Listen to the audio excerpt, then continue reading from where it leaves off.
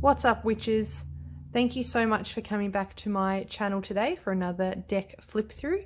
I am the Basic Witch of Basic Witch Tarot. Sorry about that. And today our flip through is it's either Linestrider or Linestrider Tarot, however you pronounce it, and it is by Ciolo Thompson, which I do know that's how you pronounce her name because I spent this morning looking up as many YouTube videos as I could with her being interviewed and them introducing her. So it is Ciolo, but each video that I watched pronounced it either Linestrider or Linestrider. So I guess whatever you want is what it is. So let's get started. So as you can see, much like Mermaid Tarot, it comes in this deliciously large box. It is mass market and published by Llewellyn and is $29.99 US. Again, Google the conversions because I don't know. So we'll just jump right in. You can already see what kind of artwork we're going to be seeing today, and it's got a little bit on the back just as a quick bit. So as you can see, it is the traditional RWS system and all about the Fool's Journey. So much like Mermaid Tarot, when you open up the box you get a beautiful novel as your tarot guide or little white book. So I'm going to do, much like Mermaid Tarot, just a very quick flip through because the illustrations of what each card is on the pages of the book. So I don't want to ruin the surprise for you. So when you first open up, you get a little bit of an introduction and why Ciolo made this deck and what it means to her. Handling the deck, much again like any other little white book. It's all about shuffling, placement, reading. She goes into talking about the aces in this one. How in any reading the tower is what is the most important thing to be, I guess, understanding, or the thing that's about that reading. If you see the tower, she does mention reading in reversals, although she does put it down to your intuition, how you think about reversals, how you feel about reversals, and whether or not you feel like the reading requires a reversal, or if you can just simply figure out the shadow side or negative connotations or whatever a reverse card says. It's up to you to figure out if that's what the message is. So just use your intuition and what you know about tarot. She's given you some spreads, which is super cool. Talks about the astrology with the tarot, what the numbers mean. And she's added in like the plants are in her artwork, which we will see. So she talks about what plants are in there. So into your major arcana. So I'll show you the Fool because I showed you at the start. Anyway, as I was getting this book out. So you pretty much saw the Fool. So that is going to be the Fool. I'll say the Fool a few more times.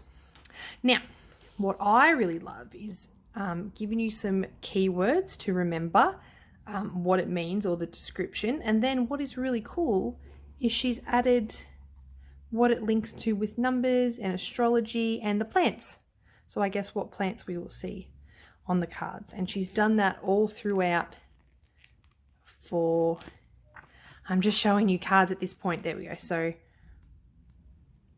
as you can see here, this would be the Lovers as it's number 6. And it also says the Lovers. So it relates to Gemini and Libra, and the plants that are associated with it are down here. Also some herbs, which is really cool. So she goes all through the major and minor arcana. So I've already showed you some of the cards now already, but that's okay. And then I guess right at the end, here's a little bit of conclusion and a thank you. And I really wish this would focus. Yay. So that's the book. Much like Mermaid Tarot, again, it is just an absolute beautiful novel to read and to refer back to and to learn, and it is a good 272 pages. So it's certainly not one of those little novels that you just, or little white books that you can lose. I think it's something to keep. They're all something to keep, but when the author and the maker do something as beautiful as this, like, it really is something that you need to keep, isn't it? So let's get started with the cards. I have not actually seen all the cards. I just unwrapped them today, and then I did a quick sort through just to make sure everything was in the order that I like to go by. But this will be the first time that I'm seeing all the artwork on all the cards with you guys, so that's really exciting. So we'll open her up, and you get a really cute little ribbon that holds everything in, unless you're like me and you have the box on weird angles. So let's get everything out. Oops. Come on, little buddy. Oh, our King of Wands is not interested in playing today. Ah, gotcha. Gotcha. Okay.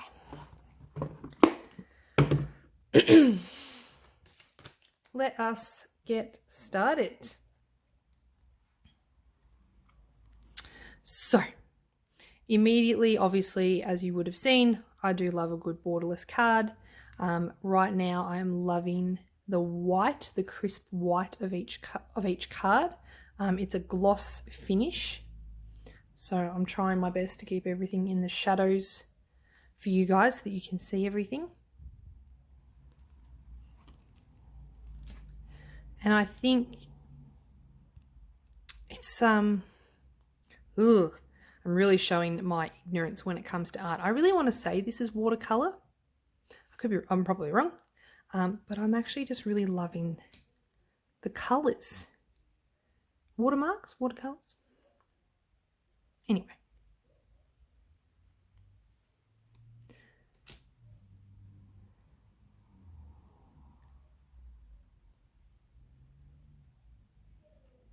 I think so far my favorite thing is with this artwork, there's one major color coming through.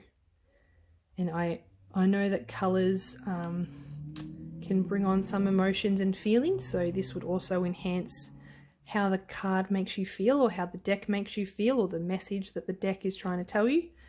So I'm really loving that at the moment. That's beautiful. And I think I love so far that, wow. So far I love how incredible the Hermit card is. Sorry.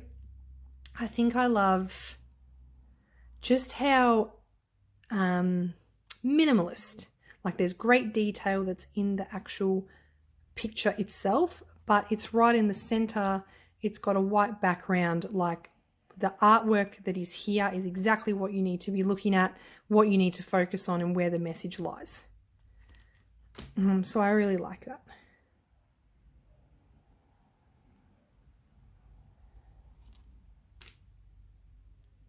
That's beautiful as well.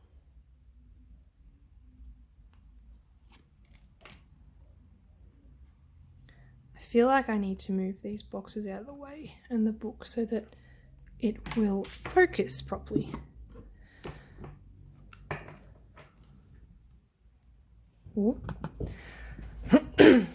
Sorry guys, I'm moving around a little bit, which is really annoying for you.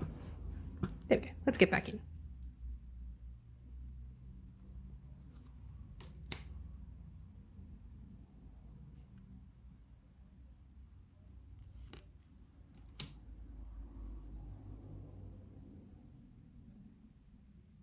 So far, I'm really loving just how the cards are not busy. Like, this is just the message.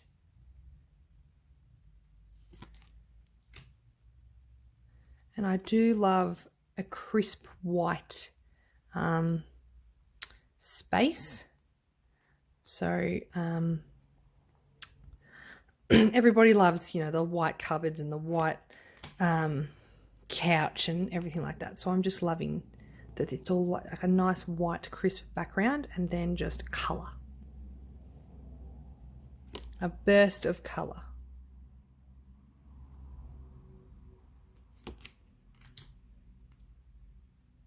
Gorgeous.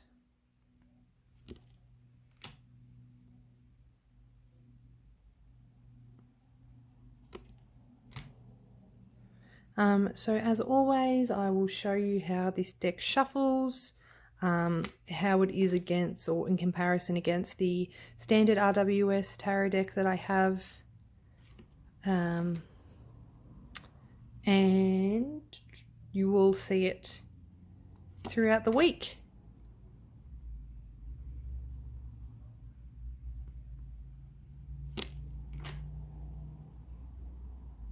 And I think I love as well about this artwork is it's not necessarily sticking to any kind of theme. Like there's different animals and different colours, different imagery, different flowers, different everything is getting used on this. I suspect she will go into detail in her book about why she's done what she's done and how she's done it and what it all means and stuff like that. You still get the gist of the cat that got the canary.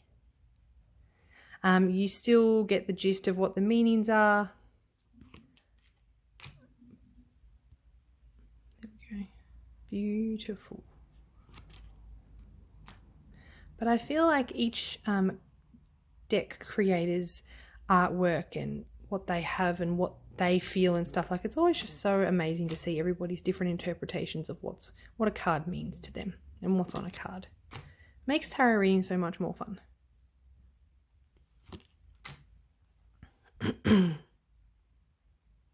And I do like that because it is the photo, I always say the photo.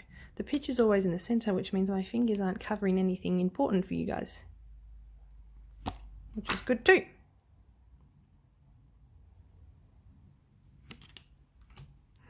Gorgeous. That's stunning, that card.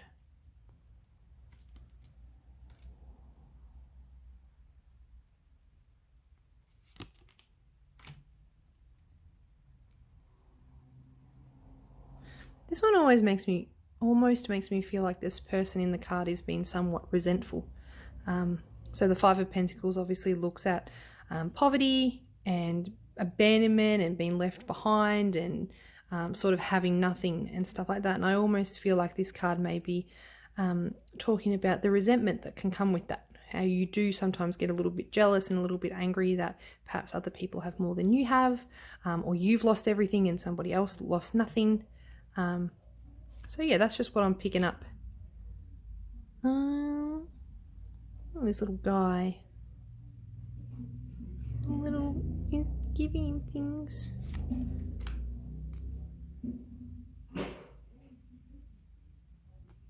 My dogs are playing in the background again, so I'm sorry if that is coming over loudly.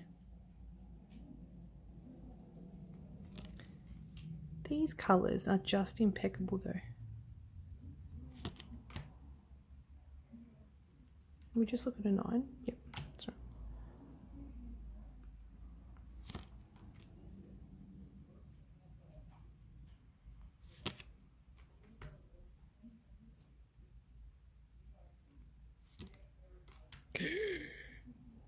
Wow.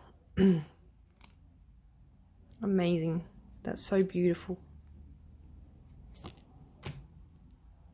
feel like I don't want to use this deck. I feel like I want to frame it and have it as artwork across my house. So maybe I need to buy another deck just for that. Because this is just incredible.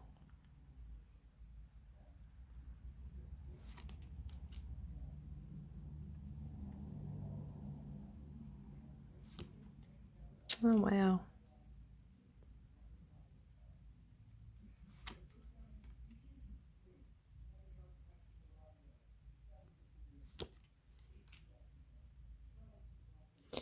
Sorry if you can hear my husband in the background watching. I think he's playing Madden. I could be wrong.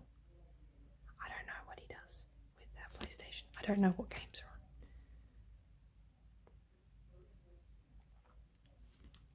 But if you can hear it and you can pick it, let me know. Oh. I'll just get straight away from those because they're going to make me sad.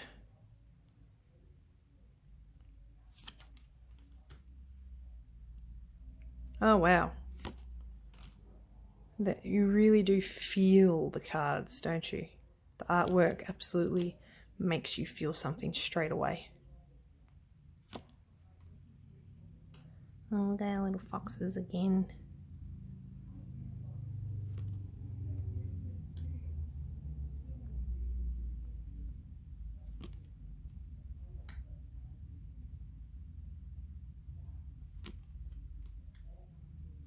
Oh, I love the wands. They're so cute. That's not cute, but they're so cute.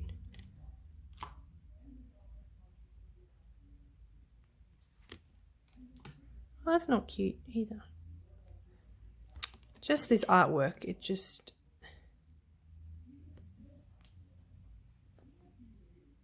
sends us a message, doesn't it? Very strong message.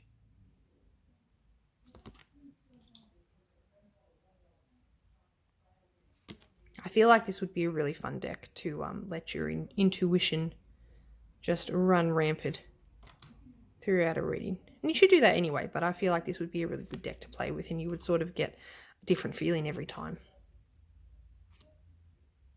Anyway, so that is, do not drop it on the floor. That's that. Now, hang tight. And we'll get ourselves the standard RWS. So with the card itself,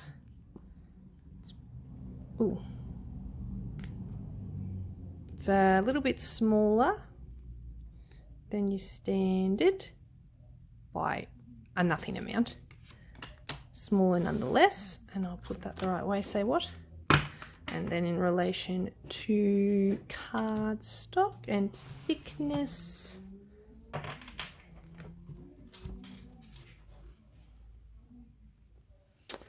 this be the tiniest bit thicker, like minuscule amount. It's probably 1 or 2 or so cards thicker. So there you go. It's a little bit like the Mermaid Tarot, isn't it? A little bit smaller, a little bit thicker. Ugh. And then shuffle-wise, let's have a look. I feel like the gloss is going to help it glide quite well. Ugh. Wonderful. It's just like butter. I don't know how one shuffles butter, but this is what shuffling butter feels like. I suspect. Whoop, if you can shuffle. And then I